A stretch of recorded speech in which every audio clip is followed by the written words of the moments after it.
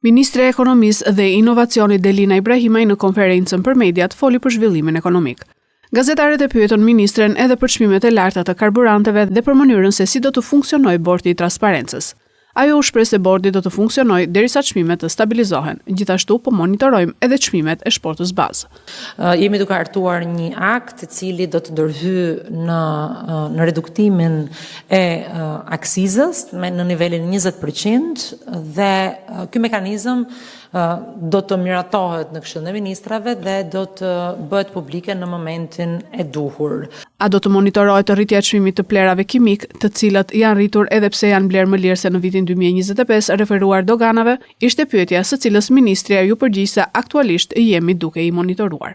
Një pjesë e inputeve bujqësore, konkretisht plerat kimike që vinë si derivate e nën produkteve të karburanteve, janë një komponent shumë i rëndësishëm i kostove të prodhimit të produkteve bujqësore dhe ne jemi duke i monitoruar në mënyrë të vazhdueshme. Ne edhe gjatë luftës së Ukrainës, kur inputet bujqësore, kosto e inputeve bujqësore u rrit ndjeshëm, nuk ndërhym në koston e produkteve bujqësore, pasi në përgjithësi ekonomia shqiptare është një ekonomi e cila bazohet në importe dhe prodhimi apo konsumi, çmimet ndikohen nga çmimet e importeve. Komponenti kryesor gjatë periudhave inflacioniste, pra kur çmimet rriten nëpër botë, është inflacioni i importuar dhe jo inflacioni vendas.